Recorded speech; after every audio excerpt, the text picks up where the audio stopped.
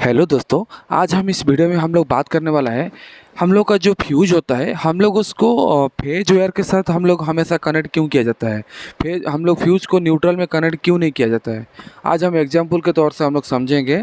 Channel में नया है तो जल्दी जल्दी जाके सब्सक्राइब कर लीजिए चैनल से, ताकि मेरा जितना सारा अपडेट वीडियो आएगा सारे आपके पास पहुँच जाएगा। आप सभी को पता है पहले कि हमेशा करंट क्या होता है, हमारा फेज के थ्रू से एंटर होता है एंड मोटर के थ्रू से होके या कोई डिवाइस के थ्रू से होके हमारा न्यूट्रल से रिटर्न चला जाता है। ठीक है, अभी हम समझेंगे।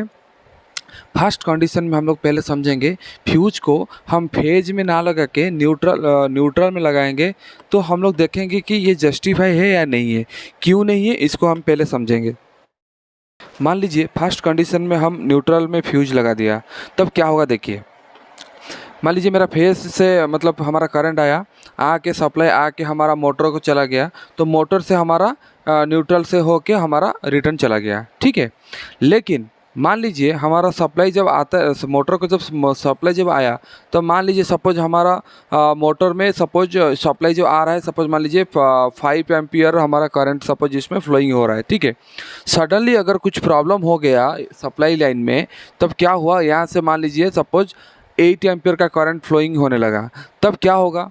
तो मान लीजिए हमारा 8 एम्पियर करंट फ्लोइंग होगा, मतलब तो क्या होगा, हमारा फेज से इधर से आके 8 एम्पियर का करंट फेज से होके हमारा मोटर के थ्रू से जाके यहाँ तक पहुँच जाएगा। यहाँ से क्या करेगा, 8 एम्पियर हो जाएगा तो क्या करेगा ना, फ्यूज़ को उड़ा देगा। उसके बाद यहीं से हमारा सप्लाई बंद हो जाएगा, क्योंकि इसका कैपेसिटी हमारा 5 एम्पियर का, लेकिन 5 एम्पियर से 8 एम्पियर हो गया तो हमारा फेज से होके हमारा 5 एम्पियर तक यहाँ से हमारा पहले चलता था, लेकिन जब यहाँ पे 8 एम्पियर आ गया तो यहाँ से 8 एम्पियर तक चला जाएगा, बट फ्यूज का कैपेसिटी नहीं रहेगा तो यहीं पे हमारा ब्लॉक हो जाएगा। लेकिन इसमें प्रॉब्लम क्या होगा, हम फ्यूज किसके लगाते हैं, हमारा डिवाइस को सेफ रखने के लिए हम लोग फ्यूज लगाते हैं। तो मान लीजिए हम यहाँ तक तो हमारा काम, यहाँ से तो इसका फ्यूज उसका काम कर लिया, लेकिन हमारा मोटर सेफ हो पाया क्या, मोटर सेफ नहीं हो पाया। क्यों, हम लोग यहाँ पे 5 एम्पियर जगह में 8 एम्पियर आके हमारा मोटर का इंसुलेशन वाइंडिंग जो वगैरह है सारे को यहाँ पे ये जला दिया, मोटर हमारा जल गया। मोटर जलने के बाद इधर से हमारा हाई अमाउंट करंट जो है फ्लो होके यहाँ से फ्यूज डिस्कनेक्ट हो जाएगा। तो इसका मतलब क्या रहता है, इसीलिए हम लोग फ्यूज में लगाएंगे, इसका रीज़न समझेंगे। देखिए कंडीशन 2 में हम फ्यूज को न्यूट्रल जगह से हटा के उसको फेज में लगा दिया। अभी हेल्दी कंडीशन में मैं आपको समझाता हूँ क्या होगा।